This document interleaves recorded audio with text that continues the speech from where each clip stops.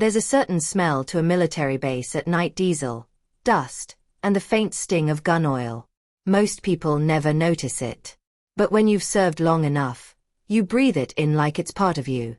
I'd been a senior lieutenant for 6 years now, stationed at Fort Mason, a sprawling training and operations hub tucked into the dry outskirts of Arizona.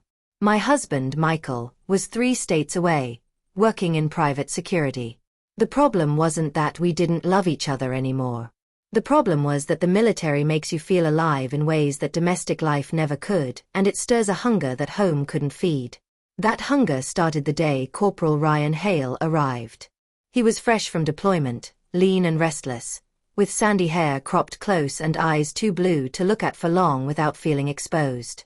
I was supposed to be his superior, but the way he looked at me in the mess hall, slow and deliberate, made my skin tighten under my uniform. At first, it was nothing. The brush of his shoulder in the hallway, his voice dropping when he asked about a weapons report. But military discipline has its cracks, and we were standing on one. It happened during a late-night readiness drill. The base was on a skeleton crew, half the lights dimmed, the hallways echoing with the distant metallic thud of weights from the gym. Ryan came to my office to drop off revised inventory logs. I was leaning over my desk, the top button of my uniform shirt undone, when I felt his presence before I even looked up.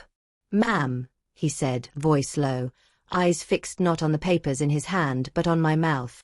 I should have kept it professional. Instead, I stepped around the desk, close enough to smell the sweat still clinging to him from training. "You're out late," I murmured, my voice betraying the tightness in my chest. He smiled. "You too." And then, as though he knew exactly how far he could push, he set the papers on the desk, his knuckles grazing mine. The next thing I knew, my back was against the wall, the coarse wool of my jacket rubbing my skin through the shirt. His breath was warm, and his hands were at my waist, hesitating just enough for me to give the smallest nod. It was quick, a stolen kiss, the taste of salt and adrenaline, the faint click of his belt buckle as my fingers found it. I don't know if I pulled him closer or if he moved on instinct, but when his hips pressed into mine, I felt every ounce of the danger we were stepping into. The sound of boots in the hallway made us break apart. 2 nights later, the air on base felt different. Maybe it was me. The night watch had been reassigned to Sergeant Lucas Vega, tall, broad-shouldered, and an easy smirk that could get him written up if he ever aimed it at the wrong person. I knew Lucas well enough to see the way he watched me when he thought I wasn't looking. He wasn't like Ryan. Ryan was coiled energy, a match waiting to be struck. Lucas was slower, deliberate, the kind of man who'd plan a seduction like a mission. That night, I was doing a final inspection before lights out when Lucas appeared in the doorway. "Ma'am," he drawled, leaning against the frame, his eyes taking in more than regulations allowed. "Something you need, Sergeant?" I asked, forcing a neutral tone. "Just checking on you."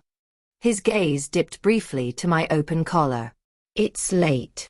It was the same pull I'd felt with Ryan, but heavier, darker. And somehow, I didn't resist.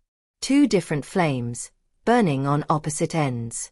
But on base, isolation makes worlds collide. The breach came during a field exercise, a nighttime navigation drill where my team split into pairs to run checkpoints across the scrubland. I was in command, stationed in a temporary ops tent with Ryan and Lucas both assigned to radio duty. The night dragged, the quiet broken only by static. Ryan sat to my right, close enough that our knees brushed. Lucas leaned against the table across from me, his eyes lingering far too long on my mouth when I spoke. At one point, Ryan stepped out to check the perimeter. The tent flap had barely settled before Lucas moved behind me, his hand resting lightly on my shoulder, his breath near my ear. "You're different out here," he murmured. Before I could answer, Ryan came back in, and saw us. The look in his eyes wasn't anger. It was something more dangerous. Possessive. "Everything all right in here?" Ryan asked, his voice cool, but his gaze locked on Lucas's hand, still resting casually on me. I didn't pull away. I don't know why. Maybe because part of me liked the idea of them knowing. Maybe because, in that moment, I felt more alive than I had in years. The rest of the night was tense. Every movement between them was charged, like two predators circling the same prey. And I knew, without a doubt, that this was no longer going to be a choice between them. The week after the field exercise, the tension became unbearable. Ryan avoided Lucas, but never me. Lucas became bolder in his looks, his comments. And me. I was holding a live grenade in my hands, the pin half pulled. Friday night, I stayed late in my quarters going over readiness reports. My door was unlocked, a rookie mistake, though maybe I wanted it that way. The first knock was soft. Ryan. He stepped in without waiting for an invitation, closing the door behind him. His jaw was tight, his eyes darker than I'd ever seen them. "We're not done," he said. Before I could speak, his mouth was on mine. Rough, demanding, almost punishing. I kissed him back. Hard. My hands gripped his uniform shirt, pulling him closer until I could feel every inch of his body pressing into mine. That's when the second knock came. Lucas. I froze. Ryan didn't. He smirked against my mouth, then stepped back slowly, his hands sliding off my hips like he was giving up a prize. But only for now. "Come in," I called, my voice hoarse. Lucas stepped inside, closing the door with deliberate slowness. His eyes flicked between Ryan and me. No one spoke.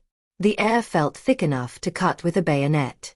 "Guess I'm interrupting," Lucas said, though there was no apology in his tone. "Not necessarily," Ryan replied, his voice like steel wrapped in silk.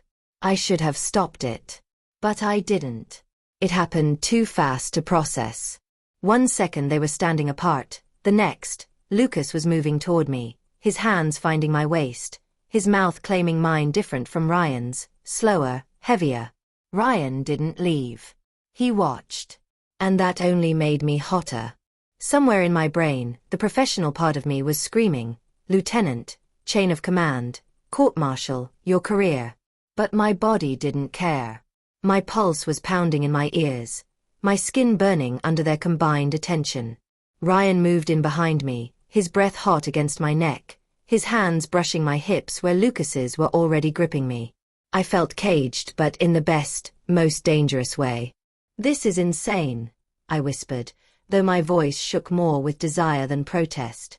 "Then let's go all the way," Ryan murmured, his hand sliding lower. Lucas's lips curved into a wicked smile against my mouth. "I'm in." And just like that, we crossed the point of no return. The next morning, the base was quiet. On the surface, nothing had changed. Orders were given, drills executed, reports filed.